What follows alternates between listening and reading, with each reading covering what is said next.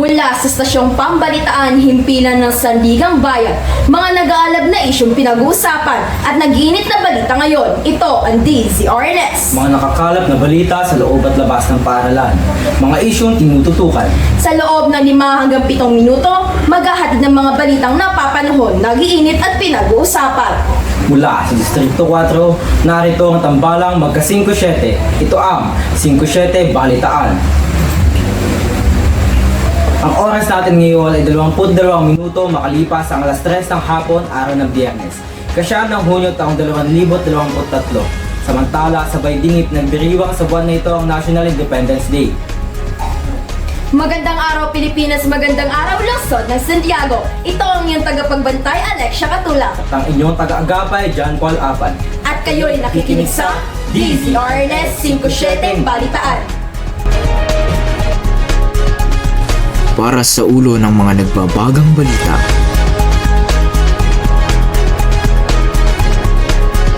Nagkaisa ang Sagana National High School sa 125th Independence Day.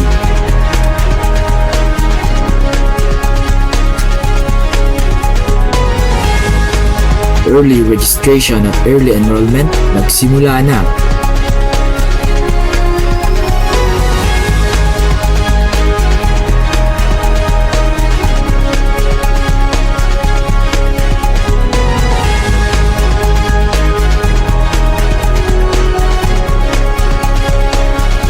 Sagana National High School nakibahagi sa Sayawit Competition.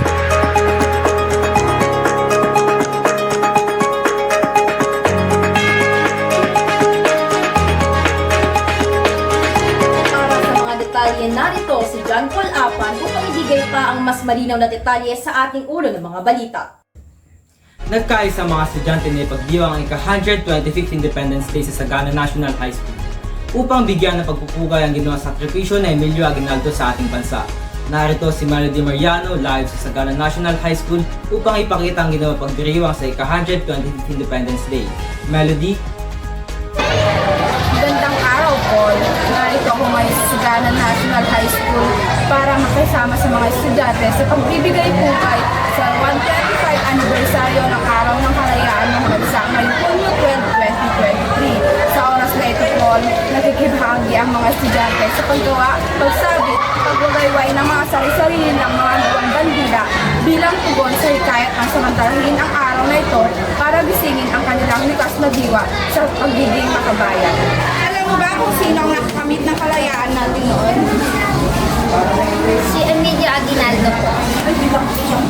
Kailan ang Independence Day? June 12. Salamat mga kababayan, naway pagpatuloy natin lahat ang paggalang sa ating watawat na simbolo hindi lang sa ating bansa, kundi ang istorya, kabayan at ating kagitingan na patuloy na nagdaan sa pagbubuklod sa sambayanang Pilipino. Melody Mariano, nag-uulat mula sa Sagana National High School.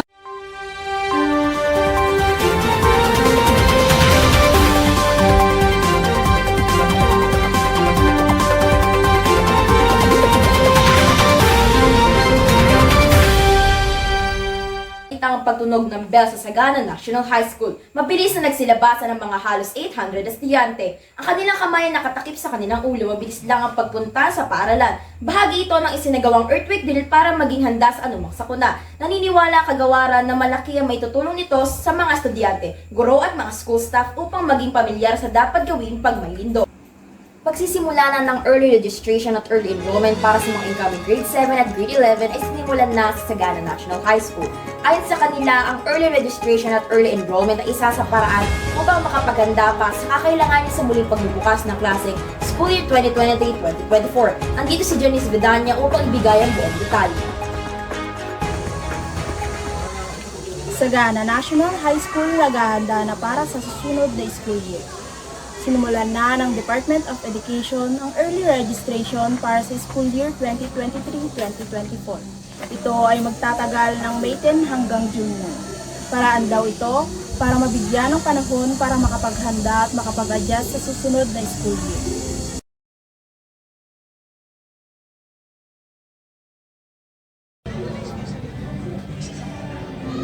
tulad noong panahon ng pandemya, mas gusto ng DepEd ang personal registration pero pwede pa rin namang magpatupad ng mga paaralan ng ibang pamamaraan ng pagkolekta ng mga registration forms. Pinangunahan ito ng mga gurong masisipag ng Sagana National High School na siyang gagabay sa mga nais magpa-register. Inaanyayahan ang lahat ng mga estudyanteng magpa-register. Ako si Janice Vidania, nag-uulat mula sa DZRNS 57 Balita. Maraming salamat, Denise Vidania. Muli magbabalik ang stasyong ito sa Maikling Patalastas. Muli ito ang Distrito 4 Balitaan. Magandang araw, Santiago. At kami ang DZRNS 57 Balitaan.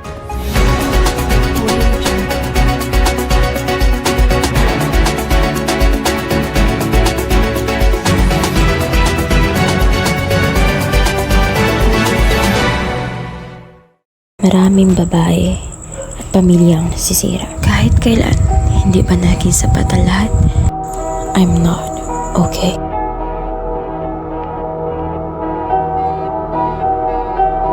Ang rape case ay tumatayang kumikit kumulang 24.27% at napataas dahil sa home quarantine na bawal lumabas kaya't marami ang nasasabing mga biktima. Ang kaso ng physical injury ay humigit kumulang 37.35% sa Pilipinas simula noong pandemya na mas naparami noong nakalipas na mga taon. Mga babae at bata ang karamihang mga biktima.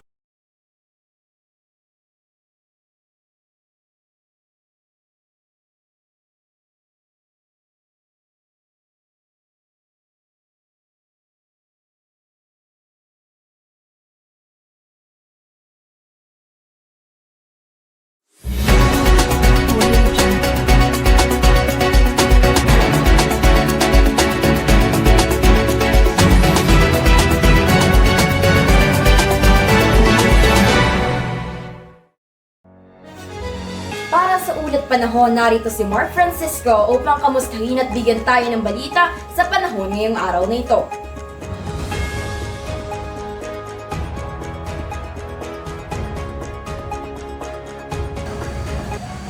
Asahan muli ang mga pagkulan sa malaking bahagi ng bansa ngayong araw dahil sa hangin habagat.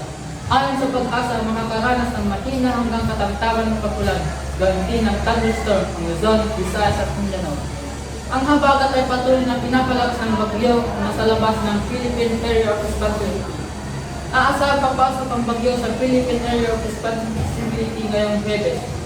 Hindi man ito tatama sa lupa ay makakaranas pa rin tayo ng mahina hanggang katamtaman ng pagkulan. Ako ang lungkuyan ng bayan at Distrito 4, Kuya Mark Francisco na nagsasabi mag-aral ng mabuti para ang buhay ay always ready. Salamat Kuya Mark sa iyong pagbibigay ng mga detalye ukol sa ating panahon sa araw na ito. Sagana National High School nakibahagi sa sayawit competition ng City of Health Office. Narito si Cherry Jean Makiwa po ang ibigay ang buong detalye. Sagana National High School ay sumali sa isang patimpalak ng Office of the City Health Officer, conducting the celebration of No Tobacco, No Smoking Month. Ginanap ito noong June 1, 2023 sa Robinsons Mall, Santiago City. Mayroon 5 nakilahok na mga paaralan na nanggaling sa Cabulay National High School, Rizal National High School, Sinsayan National High School, Divisoria National High School, Santiago City National High School. At ang Sagana National High School ay nakabingwit ng second place sa pagsali sa patimpalak na ito. Ang programang ito ay magbibigay ng kaalaman at pagpuksa sa mga maling gawain ng mga kabataan, kagaya ng pagsisigarilyo na maaaring makasama sa kanilang kalusugan sa batang edad. At upang mapaigting ang paggamit ng sigarilyo o tabako, naging daan ang pagsayaw at pagkanta na hilig ng karamihan sa panahon ngayon. Mga talentadong tinatago ng mga kabataan mula sa isang simpleng sayaw at may magandang mensaheng kanta ay may mga aral na napupulot dito.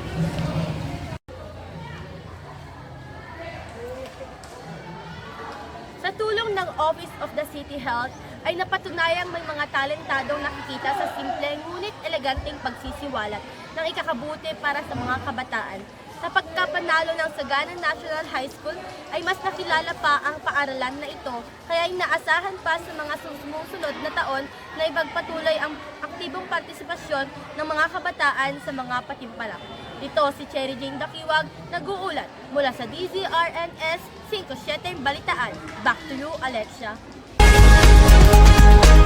Iyan po ang 7 minutong pagbabalita sa stasyong tanging katotohanan at walang kinikilingan, kundi sariwang balita ang ihahatid. Ito ang iyong tagapagbantay, Alexia Katula. At ang inyong taga-agapay, John Paul Apat. Balitang makatotohanan, Balitang pinag-uusapan. laging handa sa balitang napapanahon, pinag-usapan at nag-iinit na balita ngayon. Magandang araw, lungsod ng Santiago, at ito ang DZRNS 57 Balitaan.